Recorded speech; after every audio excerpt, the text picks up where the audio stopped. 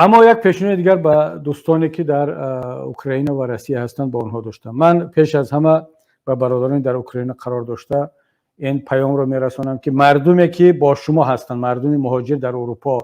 در دیگر جاها، مطمئن باشید که با شما هستند. ما علاقه سیتا تشکیل کردیم، دیشب جلسه بود، امروز جلسه بود و در فکر آن هستیم که مهاجرین تاجیک در اوکراین هستند و نمیتوانند به جای دیگر سفر کنند، اینها را به هر شکلی که به هر امکانی که هست بیاریم به جاهای امن‌تر. حالا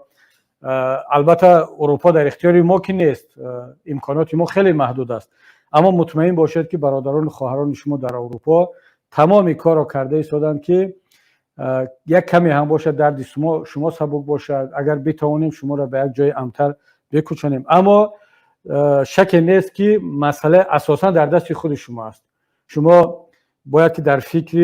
هر چیز زودتر کوچیدن به یک جای امن باشید و بخصوص کسانی که مهاجر سیاسی هستند، چون کسانی که مهاجر کاری هستند اونها میتوانند به تاجیکستان برگردند، کسانی یا که دانشجویان یا کسانی که در تاجیکستان مشکلی ندارند. و این چنین یک مراجعت دیگر به هموطنان در روسیه دارم که حالا کسانی که در اونجا مهاجر هستند، بخصوص مهاجری کاری، زیرا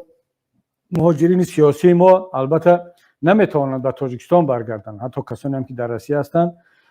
اما کسانی که فقط برای کار رفتند این را باید آمادگی ببینند، آماده باشند که متاسفانه این جنگ و این سانکسیون ها به اقتصادات روسیه ضربه سخت خواهد زد و در آینده نزدیک باعث کاهش یافتن جای کار خواهد شد و شاید که میلیون ها گریزه و فراری از منطقه های جنگ و داغ اوکراین به طرف روسیه هم هجرت کنند، بخصوص از لوگانسک، از دونیتسک و از اونها، و روسیه طبیعی است که کوشش میکند اینها را با جای کار تامین کند و بنابر همین وضعیت جای کار، وضعیت معاش، قرب پول روسی در آینده بدتر خواهد شد و شما هم علاج ندارید غیر از این که برای جای کار یا چه برای زیست یک جای امن‌تر و مساعدتر را جستجو کنید. و طبیعی است که آنهایی که مشکلی سیاسی دارند باید به یک جای دیگر بروند، اگر بتوانند به اروپا که خیلی احتمالش از روسیه کم هست،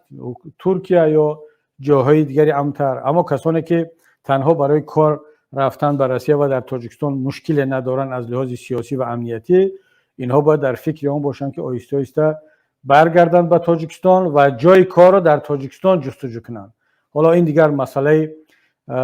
دردسر حکومت است که برای مهاجرین چگونه جای کار پیدا کند.